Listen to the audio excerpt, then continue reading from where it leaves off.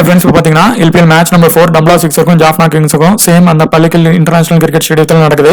இந்த மேட்சோடைய full analysis, எந்த பிளேயருக்கான option எந்த மாதிரி இருக்கு, ட்ரீம் டீம் யார் வருவாங்க, கிராண்ட் லீக் எந்த பிளேயரை ரிஸ்காக எடுக்கலாம் அப்படிங்கறத இந்த வீடியோவில் ஃபுல்லாக சொல்லியிருக்கிறோம்.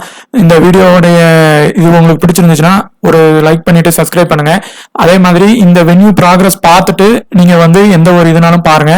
அதுதான் நம்மளுக்கு எந்த பிளேயர்ஸ் வந்து எந்தெந்த இடத்துல இருந்து ஸ்டேஜ்ல வந்து இந்த வென்யூக்கு ஆப்டா பெர்ஃபார்மன்ஸ் பண்றாங்கிறதும் நமக்கு தெரிய வரும். அதே மாதிரி இங்க நடந்த மேட்ச்ல பாத்தீங்கன்னா 27 மேட்சஸ்ல 14 மேட்சஸ் ஃபர்ஸ்ட் வின் பண்ணிருக்காங்க, பேட்டிங் பண்ணவங்க. செகண்ட் வந்து பாத்தீங்கன்னா 13 மேட்சஸ் வின் பண்ணிருக்காங்க.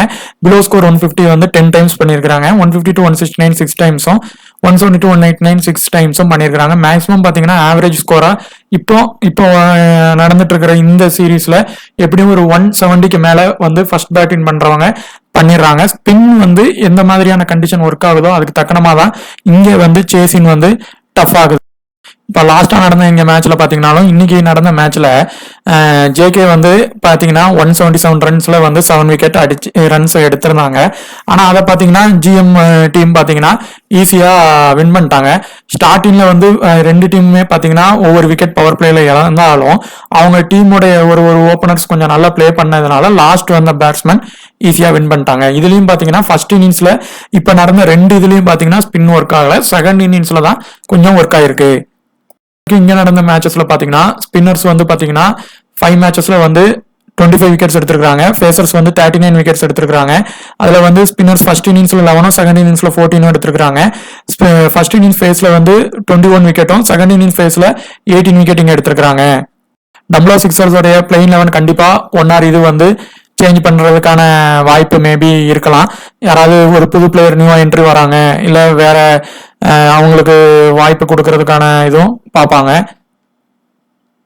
அதே மாதிரி இந்த டீமும் லாஸ் ஆனதுனால இப்ப பாத்தீங்கன்னா இவங்க டீம்லயும் 1 or 2 சேஞ்சஸ் வந்து பண்றதுக்கான வாய்ப்பு இருக்கு. கண்டிப்பா ஏதாவது ஒரு இதுல டூ பிளேயர்ஸை வந்து மாத்தலாம், இல்ல ஃபாரின் பிளேயர்ஸை மாத்தலாம், இல்ல இவங்க ஸ்ரீலங்கன் பிளேயர்ஸ்லயே ஒருத்தங்களை கொண்டு வருவாங்க. இவங்களுக்கு நடந்த ஹெட் மேட்சஸ்ல பாத்தீங்கன்னா ஜேகே அவங்க ஜாஃப்னா கிங்ஸ் டீம் தான் வந்து டாமினேட் பண்ணிருக்காங்க. 9 மேட்சஸ்ல 7 மேட்சஸ் வின் பண்ணிருக்காங்க. இவங்க வெறும் 2 மேட்சஸ் தான் வின் பண்ணிருக்காங்க. டம்ப்ளா சிக்ஸர்ஸ்க்கும் ஜாஃப்னா கிங்ஸுக்குமான மேட்ச். இந்த மேட்ச் பாத்தீங்கன்னா நாளைக்கு நடக்குது. இதுவும் அதே சேம் கிரவுண்ட்ல தான் நடக்குது. அந்த பள்ளிக்கில் அந்த இன்டர்நேஷனல் ஸ்டேடியம் அந்த இதில் தான் நடக்குது.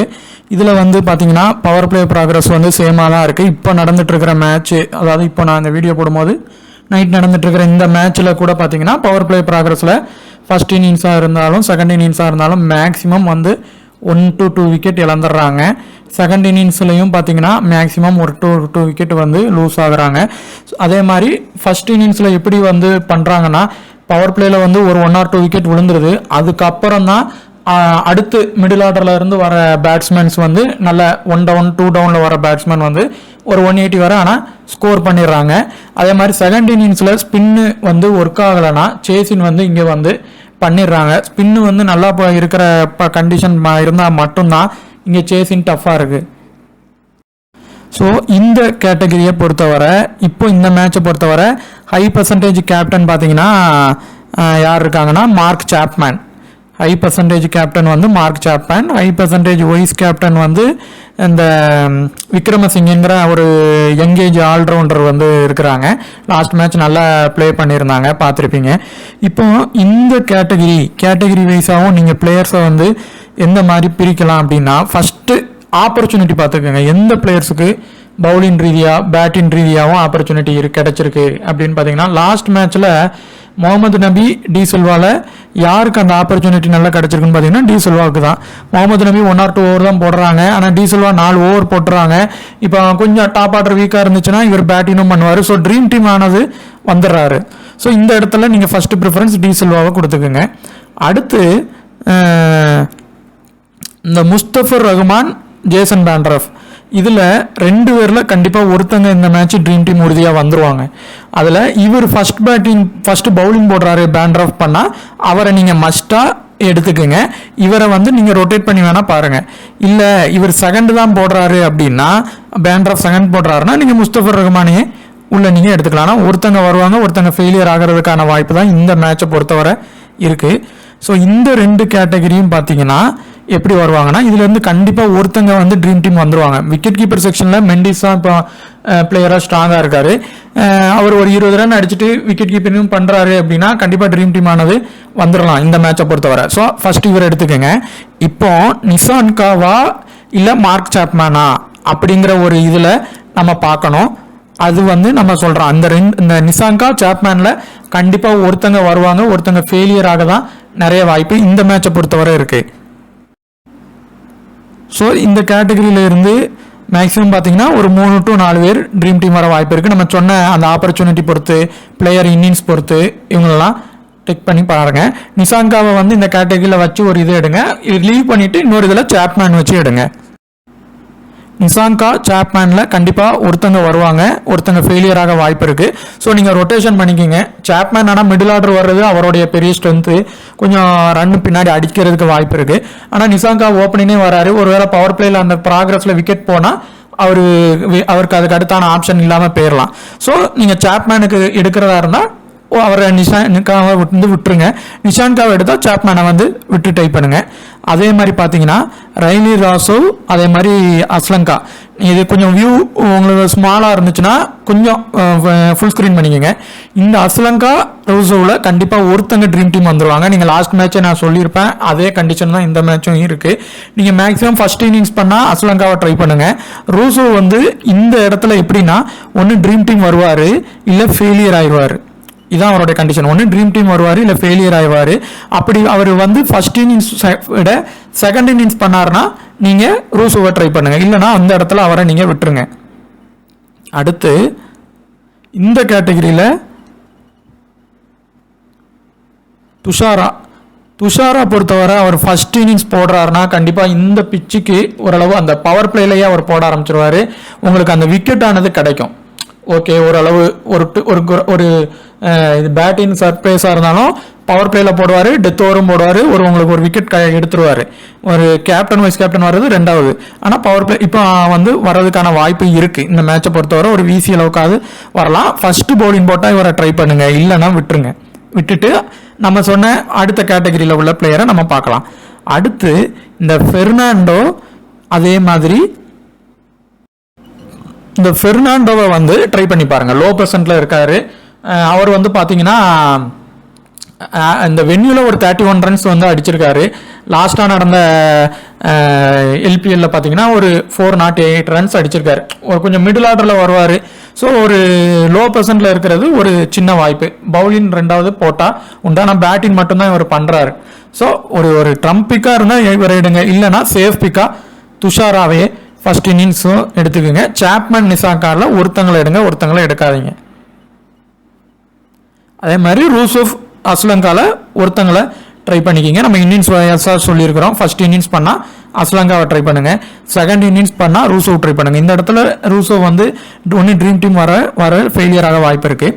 அடுத்து ஒருவேளை சார்டான் இந்த மேட்சுக்கு உள்ளே வராரு அப்படின்னா கண்டிப்பாக இந்த மேட்ச்சில் அவர் ட்ரீம் டீம் வர நிறைய வாய்ப்பு இருக்கும். ஸோ சார்டான் வந்து எடுத்துக்கோங்க. இப்போ இந்த மேட்ச்ல இந்த கேட்டகரியில மடசுன்கா, துஷாரால கண்டிப்பா ஒருத்தங்க ட்ரீம் டீம் வந்துருவாங்க இந்த மேட்சை பொறுத்தவரை. அதுக்கு யாருக்கு ஃபர்ஸ்ட் வாய்ப்பு இருக்கு பாத்தீங்கன்னா இவருக்கு தான் இருக்கு, மடசுன்கா தான் இருக்கு. இவர் போத் இன்னிங்ஸும் வர்றதுக்கான வாய்ப்பு இருக்கு. பெர்சன்டேஜில் லோல இருக்காரு. ஸோ உங்களுக்கு நல்லா பண்ணி கொடுத்தாருன்னா நம்ம ரேங்க் வந்து ஏறும், ஜிஎல்னாலும் சரி இதனாலும் சரி.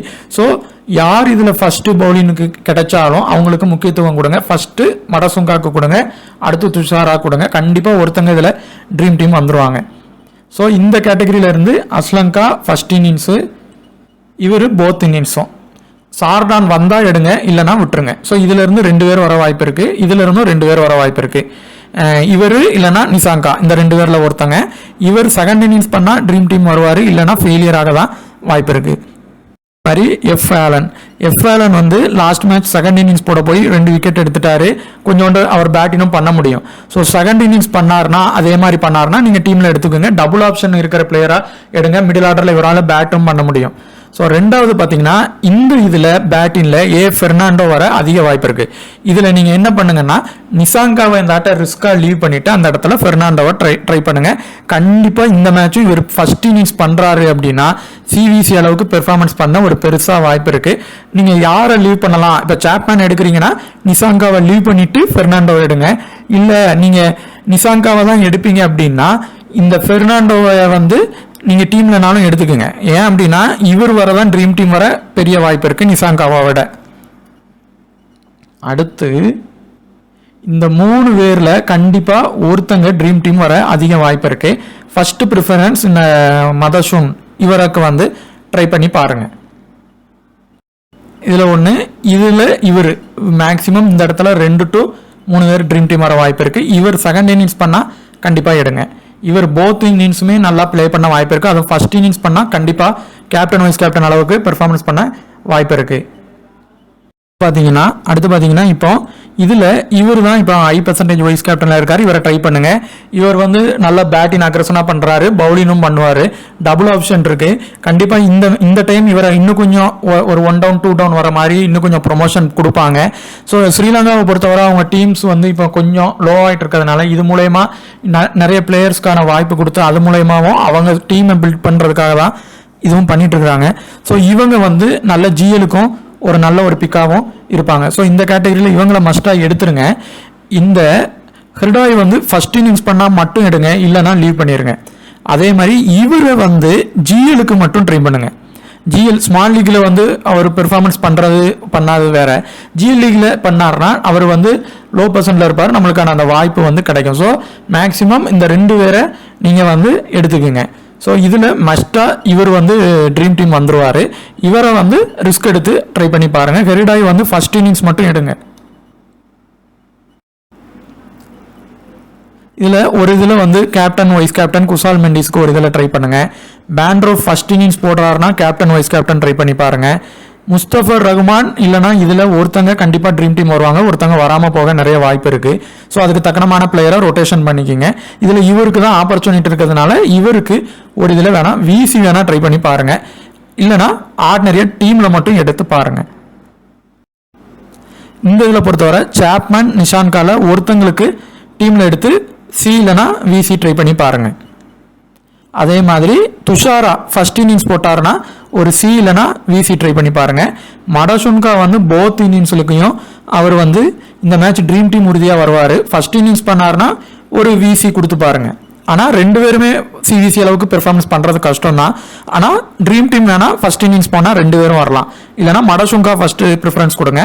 அஸ்லங்காவை பொறுத்தவரை ஃபர்ஸ்ட் இன்னிங்ஸ் பேட்டிங் பண்ணாரு அப்படின்னா கண்டிப்பாக ஒரு இதில் விசி ட்ரை பண்ணுங்க. இதில் இந்த பெர்னாண்டோக்கு ஆவரேஜ் பார்த்தீங்கன்னா 50க்கு மேலே இருக்குது. இவருக்கு கண்டிப்பாக ஒரு இதில் கேப்டன் கொடுத்து ட்ரை பண்ணுங்கள் போத் இன்னிங்ஸுக்குமே. இந்த தனஞ்சியா சில டைம் 1 or 2 3 விக்கெட்ஸ் எடுப்பாங்க. ரிஸ்க்காக கொடுக்குறதா இருந்தால் ஒரு இதில் விசி செகண்ட் இன்னிங்ஸ் மட்டும் கொடுத்து பாருங்க. அதே மாதிரி இவங்க விக்ரம் சிங் இவங்களுக்கு வந்து பார்த்தீங்கன்னா ஒரு இதில் கேப்டனே ட்ரை பண்ணி பாருங்கள். இவருக்கு கிராண்ட் லீக்கில் ரிஸ்க்காக அவருடைய இது கம்மியாக தான் இருக்குது பெர்ஃபார்மன்ஸ், இருந்தாலும் கொடுத்து பாருங்கள். மேக்ஸிமம் இந்த பிச்சு பார்த்தீங்கன்னா இனிஷியலாக பவர் பிளேல வந்து நல்ல பவுலர்ஸுக்கு ஃபாஸ்ட் பவுலர்ஸ் சப்போர்ட் ஆகுது, அதில் விக்கெட் இழந்துடுறாங்க. அதுக்கப்புறம் போக போக பார்த்தீங்கன்னா அந்த பேட்ஸ்மேன் வந்து ஈஸியாக அடிச்சிடுறாங்க. இந்த பிச்சோட இது அந்த மாதிரி தான் இருக்குது. ஸோ மிடில் ஆர்டர் பேட்ஸ்மேன் அதுக்கப்புறம் ஆல்ரவுண்டர் பேட்ஸ்மேன் வந்து முக்கியத்துவம் கொடுத்து டீமில் எடுத்துக்கோங்க. அதே மாதிரி யாருக்கு ஆப்பர்ச்சுனிட்டி இருக்குது, இப்போ நம்ம சொன்னதில் பார்த்தீங்கன்னா இப்போ இவர் ஓவர் போட்டுறாரு, இவர் ஓவர் போடலை, இந்த மாதிரியான பிளேயர்ஸை இதில் வச்சு ட்ரை பண்ணி பாருங்கள். உங்களுக்கு இந்த வீடியோ பிடிச்சிருந்துச்சுன்னா கண்டிப்பாக ஒரு சப்ஸ்கிரைப் பண்ணுங்கள், ஷேர் பண்ணுங்கள். மேலும் பார்த்தீங்கன்னா இன்னும் நம்ம இந்த டோர்னமெண்ட் கம்ப்ளீட்டாக ஃபுல்லாக ப்ராக்ரஸ் ஆகட்டும். அதில் இன்னும் பிளேயர்ஸ் கண்டிப்பாக புதுசாக வந்துக்கிட்டே தான் இருப்பாங்க. பிளேயிங் 11 இவங்க மாற்றிக்கிட்டே தான் இருப்பாங்க. அதில் 1 or 2 சேஞ்ச் ஆகும்போது அதுக்கு தக்கனமான பிளேயர்ஸை மாற்றிக்கிங்க. அதே மாதிரி டெலிகிராமில் வந்து ப்ரைவேட் கான்டெஸ்ட் வந்து நம்ம பண்ணோம், அதுலேயும் நீங்கள் ஜாயின் பண்ணிக்கிடுங்க. நம்ம வியூவர்ஸுக்கு மட்டும் அந்த சேனலில் வின் ஆகிறவங்க அந்த அமௌண்ட்டை வந்து அதிலேருந்து எடுத்துப்பாங்க. உங்களுக்கு இந்த வீடியோ பிடிச்சிருந்துச்சுன்னா கண்டிப்பாக ஒரு லைக் பண்ணுங்கள். தேங்க்யூ.